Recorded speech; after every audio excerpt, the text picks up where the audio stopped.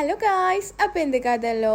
അപ്പോൾ നമ്മൾ ഒന്ന് പ്ലാൻ ആക്കാണ്ടൊന്ന് പുറത്ത് പോയെങ്കിൽ എങ്ങനെ ഉണ്ടാവും? അങ്ങനത്തെ ഒരു ഡേ ആണ് ഗൈസ് ഞാൻ ഇന്ന് പറയാൻ പോകുന്നുള്ളത്. ഒരു ഈവനിങ് ടൈം ആവുകയാണ് ഗൈസ്. നമ്മൾ സിസ്റ്ററിൻ്റെ അവിടെ പോയിട്ടുണ്ടായി. പിന്നെ അവിടെ ഫുഡെല്ലാം കഴിച്ചിട്ട് വെറുതെ ഇരിക്കുമ്പോൾ നമ്മൾ വിചാരിച്ചു ഒന്ന് പുറത്തെല്ലാം പോയിട്ട് വരാമെന്ന്.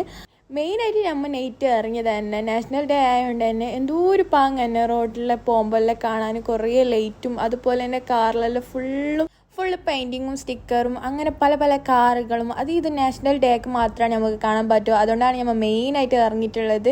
അങ്ങനെ കുറേ കറങ്ങി ലാസ്റ്റ് നമ്മൾ എത്തിയിട്ടുള്ളത് തന്നെ ഉമ്മൽക്കുയിൽ ബീച്ചിലേക്കാണ്. അങ്ങനെ അവിടെ എത്തിയിട്ടാണ് ഗൈസ് അറിഞ്ഞത് രാത്രി ബീച്ചിലേക്ക് ചെയ്യാൻ പറ്റില്ല, പിന്നെ ക്യാമ്പിങ് മാത്രമാണ് ബീച്ച് സൈഡിൽ ഉള്ളത്. അതുകൊണ്ട് നമ്മൾ ഇങ്ങനെ വന്നുകൊണ്ട് തന്നെ പിന്നെ അവിടുന്ന് മടങ്ങി.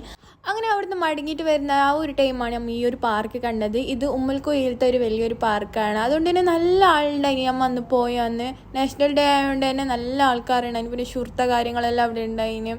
പിന്നെ പിള്ളേർക്ക് നല്ല പൊലിസായിന്, പ്ലേ ഏരിയ കാര്യങ്ങളെല്ലാം ഉണ്ടായിന്. പിന്നെ നമുക്ക് മെയിനായിട്ട് ഫോട്ടോയും കാര്യങ്ങളെല്ലാം കിട്ടണത്താണ് അങ്ങോട്ട് പോയിട്ടുണ്ടായിന്. അങ്ങനെ കുറേ ഫോട്ടോ വീഡിയോ എടുത്ത് പിന്നെ അതുപോലെ നമുക്ക് കുറച്ച് വലിയ ആൾക്ക് ഇരിക്കുന്ന കാര്യങ്ങളെല്ലാം ഉണ്ടായിന്. പിന്നെ മെയിനായിട്ട് ഉണ്ടായിരുന്നത് കുറേ ഫുഡിൻ്റെ ഷോപ്പെല്ലാം ഉണ്ടായിന്. അങ്ങനെ നമ്മൾ അവിടുന്ന് കുറച്ച് സ്നാക്സ് എല്ലാം വേണ്ടിയിട്ടുണ്ടായിന്. പുള്ളന്മാർക്കെല്ലാം പൈക്കമ്പക്ക് അങ്ങനെ അതെല്ലാം തിന്നോണ്ടും പിന്നെ പുള്ളന്മാരെ ഗെയിമിൻ്റെ ഏരിയയെല്ലാം ഉണ്ടായിന്. അങ്ങനെ ഗെയിമിലെല്ലാം ഇരുന്നിട്ടുണ്ടായിന് സിസ്റ്ററിൻ്റെ മോനെല്ലാം.